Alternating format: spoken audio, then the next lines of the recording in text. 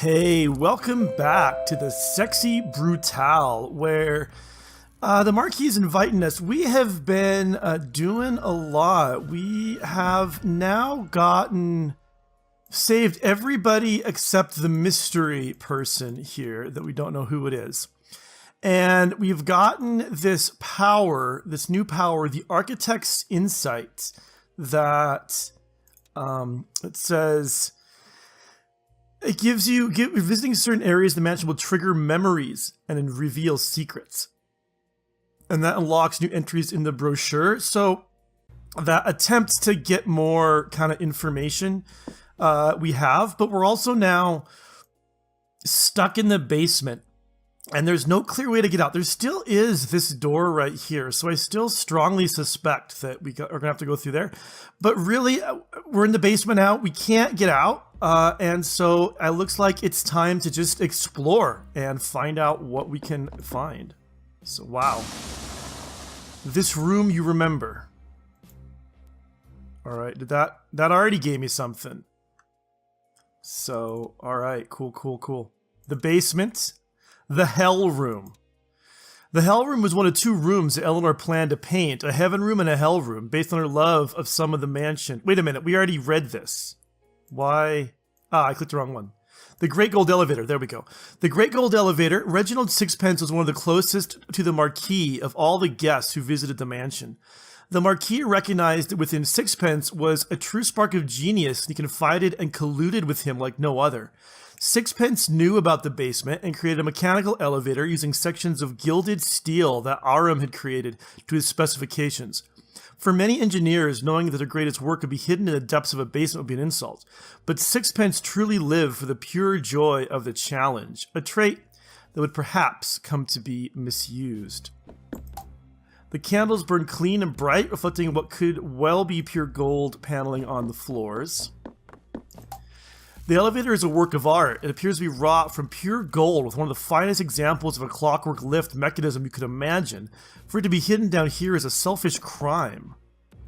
Alright, there's no burning faces, so we can just walk through, I think. Alright, more paintings. 3 paintings of people you don't recognize. I hear walking around, but is it nearby or is it like upstairs? Okay. Not a lot going on here.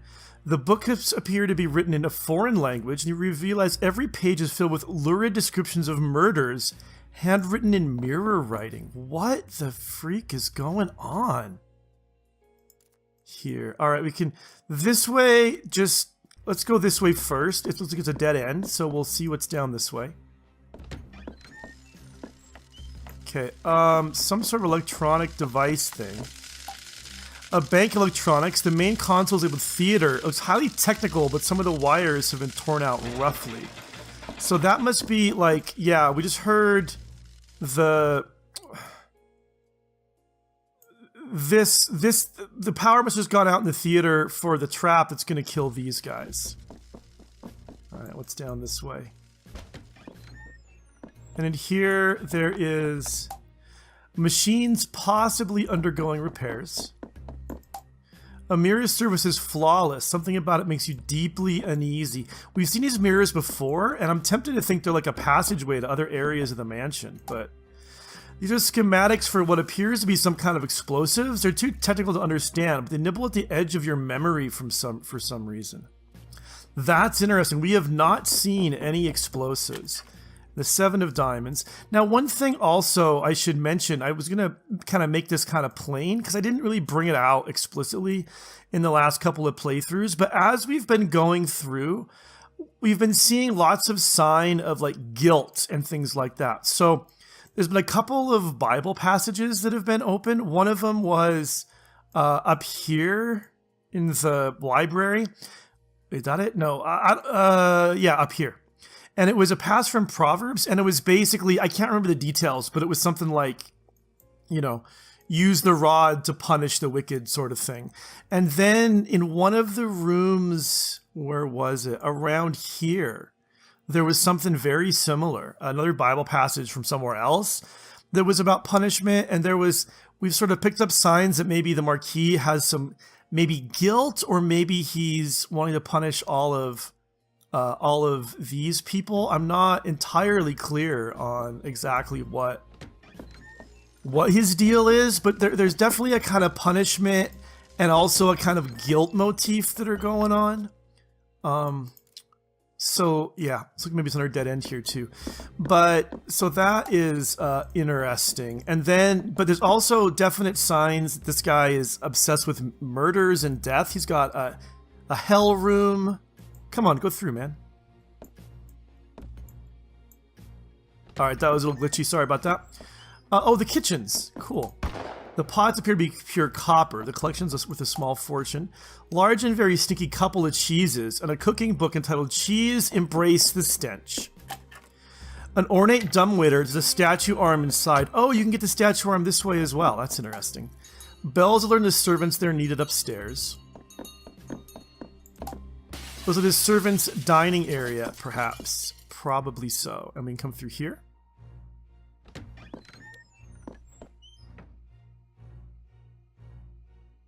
It's very dark in here. Is that intentional? No, it was just glitchy again.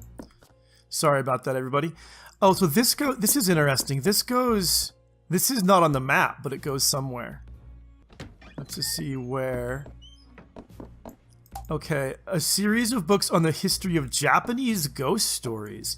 And actually, so someone suggested that Lafcadio might be related to a Japanese, a guy who's an Englishman, I think it was an Englishman who a Greek person who brought tales from Japan back to Europe. A small table for cards. We can pick this lock. Probably just another card inside. That's the usual way. Yeah. The Ace of Diamonds. Ooh. That gives us something about the heaven and hell staircase. So the dining hall. The dining hall has never been used to hold a formal meal, as staff and guests alike find it a deeply unsettling room to be in. A dumbwaiter connects down to the kitchen as is usual in mansion to the sides. As a somewhat macabre joke, the Marquis had the room laid out for a dumb supper, a meal for the dead, which is a reference that he was certain Willow would appreciate. She, however, found no humor in it whatsoever.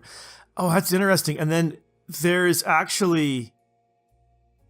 a card for everybody, including us, including me, that was on there when we walked through there.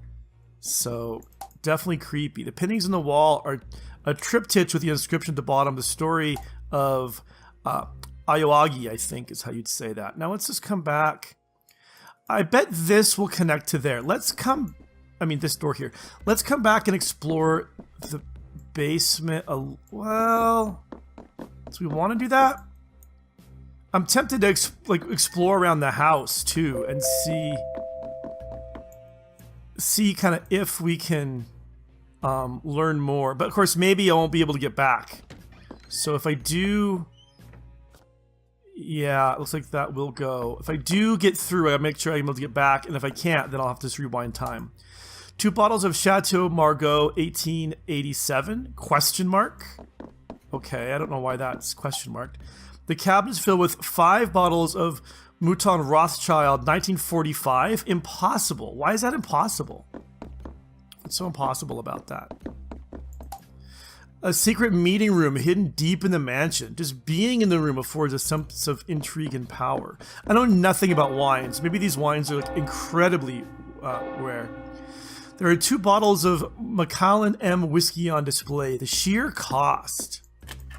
The 6 of Hearts doesn't get me anything other than a little bit of pride.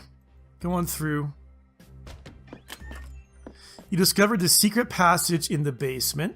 Check the map for details. There it is. There we go. Books on the correct preparations of anti-venom. Some of the pages are worryingly well thumbed.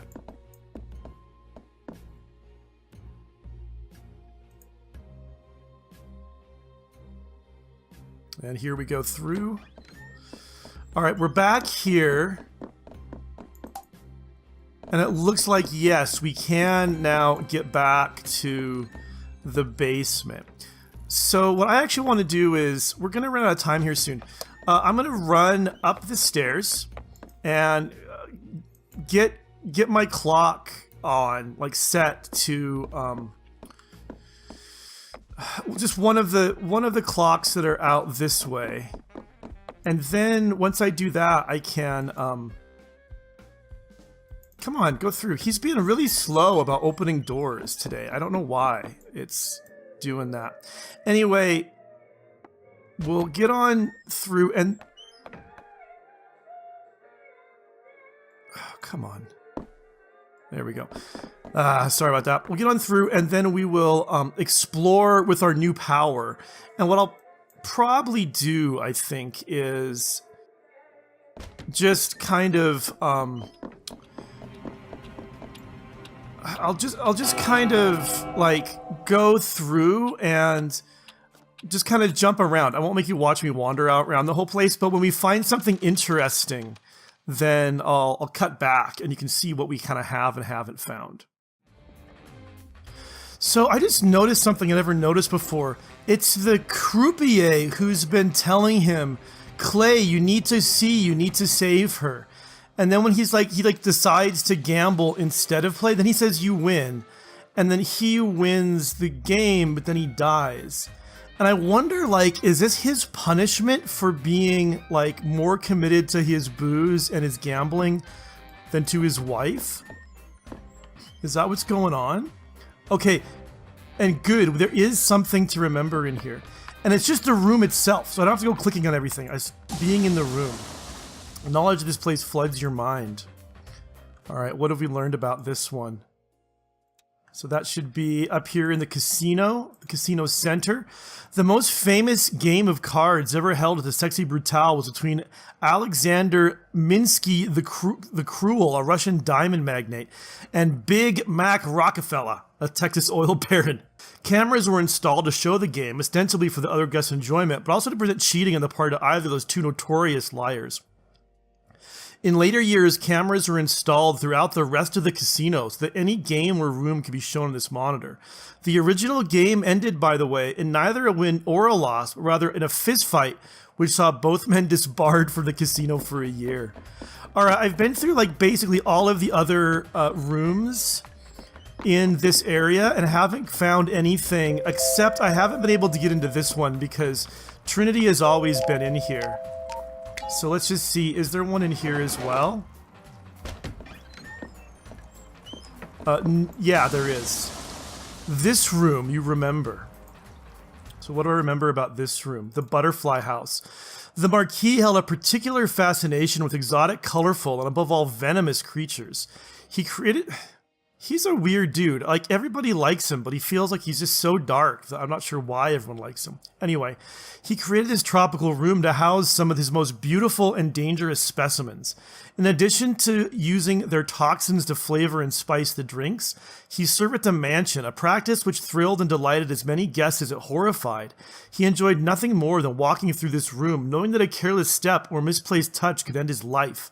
He kept the room safe under lock and key, but there were whispered rumors among the staff of a horrific creature growing unchecked in the sweltering darkness, and they were not wrong.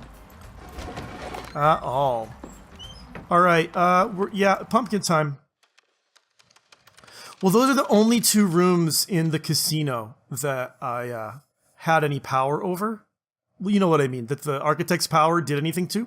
So let's head on upstairs now and check out the guest rooms and all of that.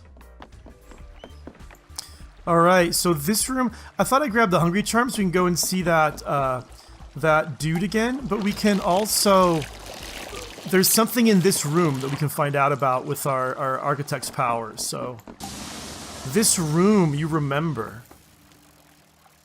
All right, what do I remember now in the guest rooms? Master Aquarium, realizing that aquariums were an excellent way to both please his wife and show off to his guests, the Marquis wanted to collect only the rarest of fish. The Devil's Hole pupfish is a tiny breed of fish existing solely in one muddy hole in one particular desert. Once every 100 years, a bizarre mutation will manifest, and one will grow to an enormous size and display extraordinary coloring. These are known as Devil's Monarchs. Lucas obtained a government license to own and preserve one of these, much to his wife's delight. However, this is still not quite the rarest or most unusual creature kept in the mansion. Well, that might be Grandma here. Oh, you know what? It says Eleanor's painting room.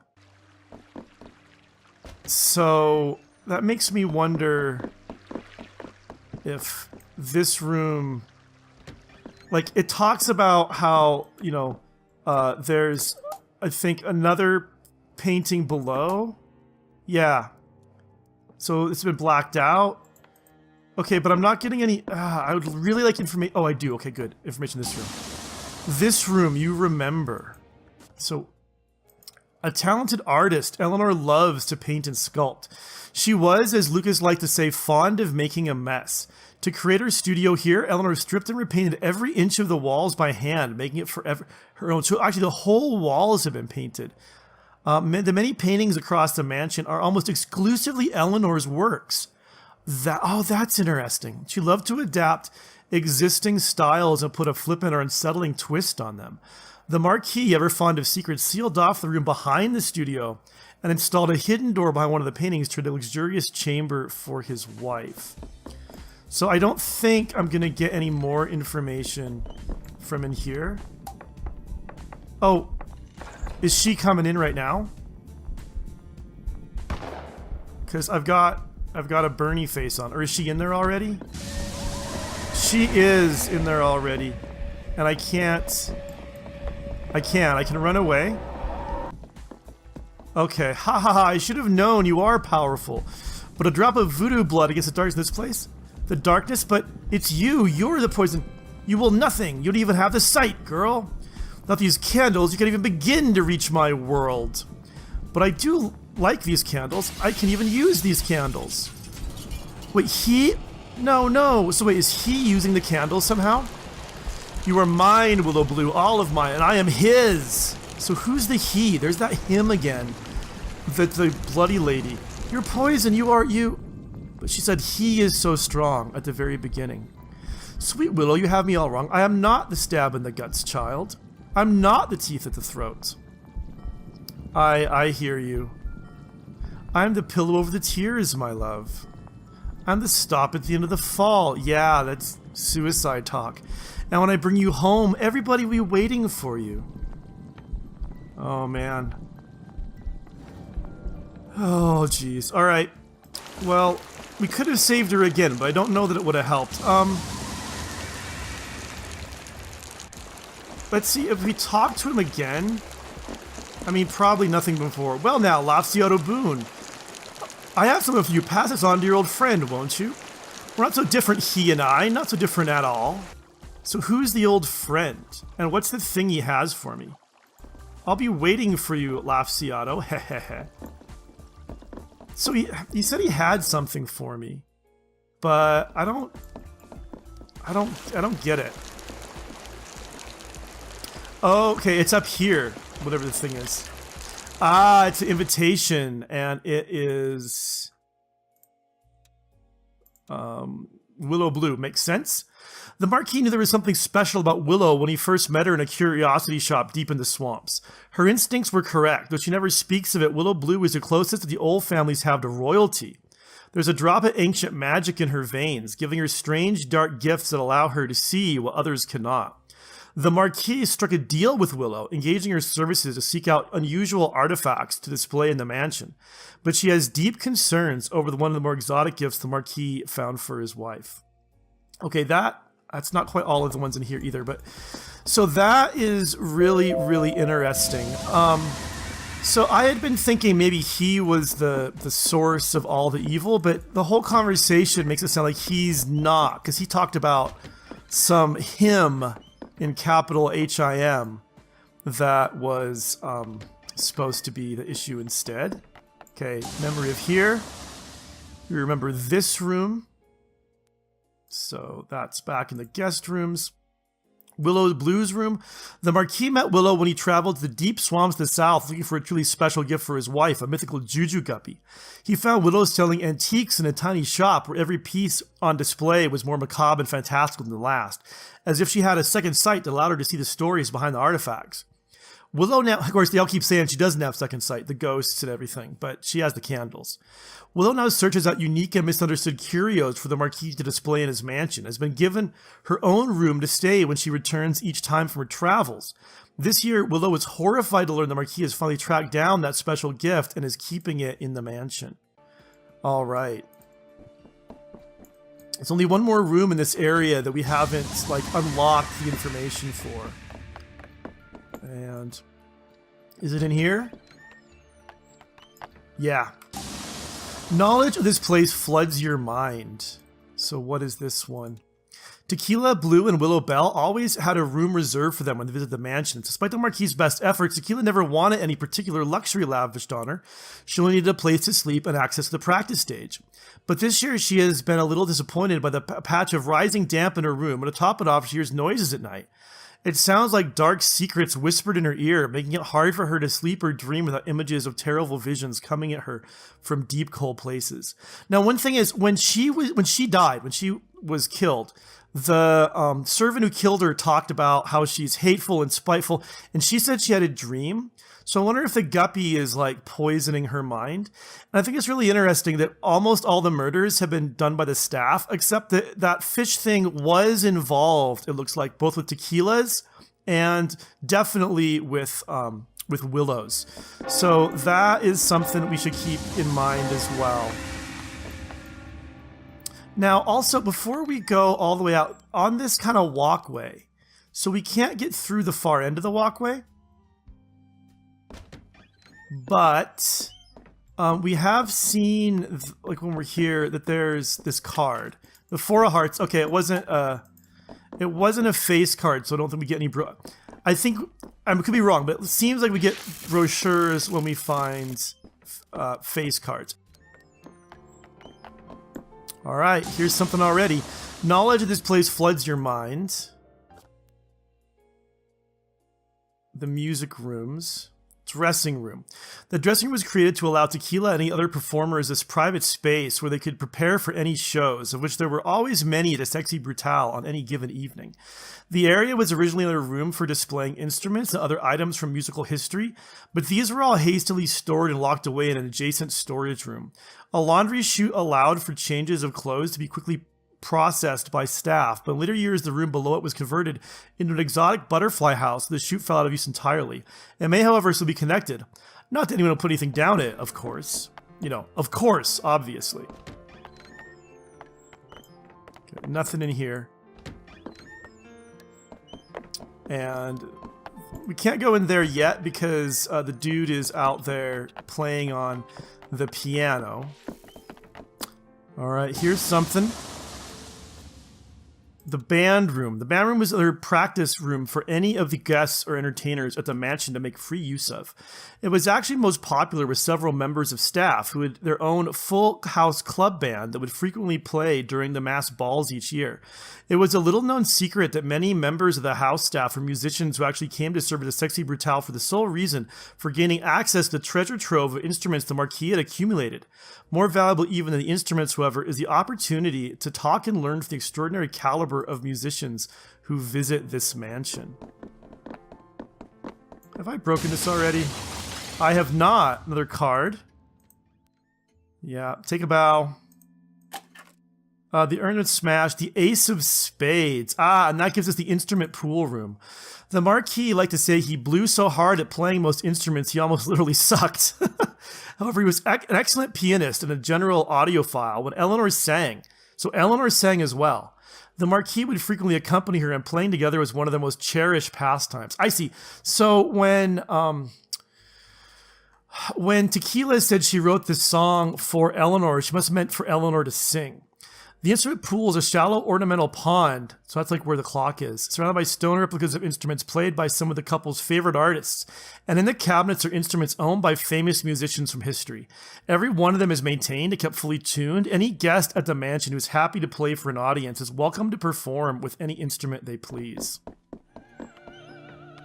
Okay, I waited for her to die so we come in here, and now we can get knowledge of this place as well.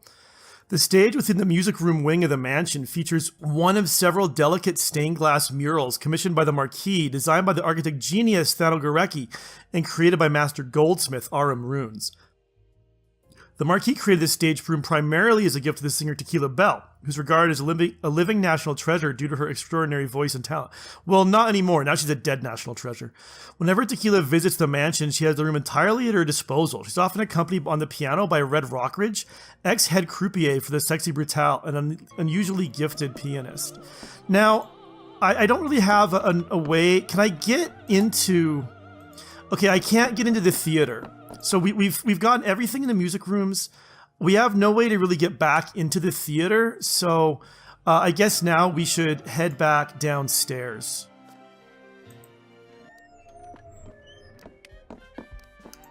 All right, here in the club, there's something. And I'm gonna hide in the cabinet and see if I can get in there once everyone leaves. Have to wait for a bit. All right, there's nothing in here, so we'll just see what we learned about the club from here. The dance hall. The Marquis considered himself an audio pioneer who loved to experience and experiment with truly eclectic range of music. By mixing the old with the new, he threw parties that offered something truly different for his guests. Nothing brought him more joy than seeing new and exciting dances created in order to keep him up with the fresh sound played in his dance hall.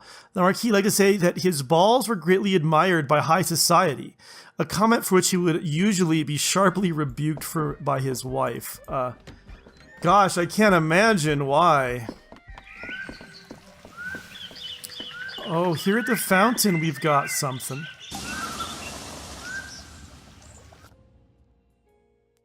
The gardens. Just the gardens.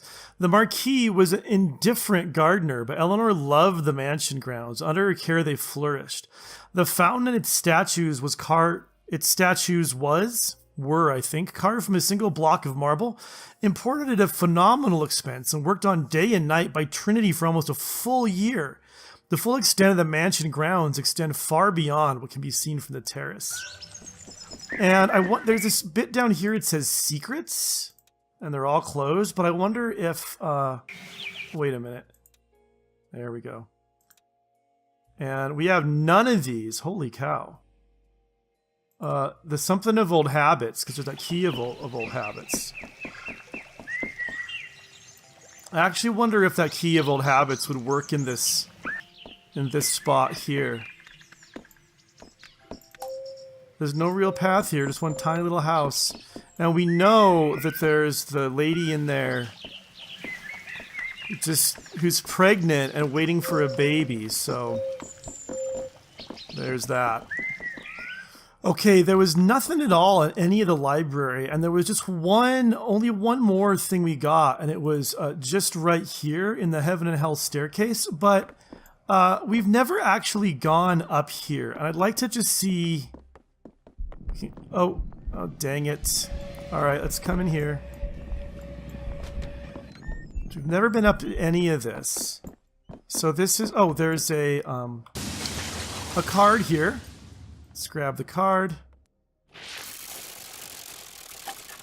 The 5 of Hearts. Now, did we get any more? Yeah, we didn't. So I think it is face cards and not haunting sense of being watched. It says it again, but I don't remember that particular reaction. And let's see what this mural is. Now, we've learned today that all of the paintings were made by Eleanor, which is cool. They're uniformly bizarre and unsettling. The room's a glorious visual nightmare. That's interesting. The 3 of Diamonds. Not been in here before. And the 9 of Hearts. And another door we can't get through. Do we know where that... Yeah, okay, that's this balcony here. This is the one that at the very beginning, like as soon as we get out of the chapel, the guy's coming across and says basically, I wish I wasn't so competent and I wouldn't get the tricky jobs. So I think what we'll do then is we'll head back. we're gonna have to. Oh shoot, we're gonna have to get back down the elevator, aren't we? No, we won't. We'll go back down. Here's what I'm gonna do. I'm gonna go ahead and just read the last bit of news that we have. Let's check. There's nothing else. Yeah, just this one. And then between this time and next time, I'll get myself back down into the basement. I'll retrace our steps and reset our our start point at the elevator there. So when we come back next time, we'll start exploring the basement. But let's see what the furnace elevator says. At the center of the mansion is a glorious statue carved in the shape of a phoenix. It is one of the crowning glories of the mansion, a marvel of vision, art, and engineering. The statue was originally an enormous furnace that warmed the mansion before the entire heating system was redesigned and approved by Thanos. The Marquis also included a secret in the statue, however, shared only with a very select few. It conceals an elevator leading down into sections of the basement kept hidden from prying eyes. So secret, in fact, that the original safety codes to activate the elevator were changed so that not even Thanos knows the true combination. Interesting. We did already know that, though. It's not news. So while I'm walking, so we've learned a lot. We've gotten a ton more of the lore than what we had before. And I don't know that we've learned a ton, actually. I wish we had learned kind of more. I still feel kind of puzzled by what's going on around here. But I think one thing we've definitely found out is that we have a little bit more about the relationship between Eleanor and the Marquis. We know that Eleanor has done all of the paintings, and an awful lot of what the Marquis has done, he's kind of done for Eleanor, but he seems, as we were remarking earlier, to be either really wanting revenge or feeling a lot of guilt. And still, I think that it must be Eleanor who's out in that room out there. Don't know what she's doing there. Still really want to find out what's going on with that situation too. So a lot more to be revealed. But that, I think, is all the time we have for today. Thank you so much for watching. I'll see you soon.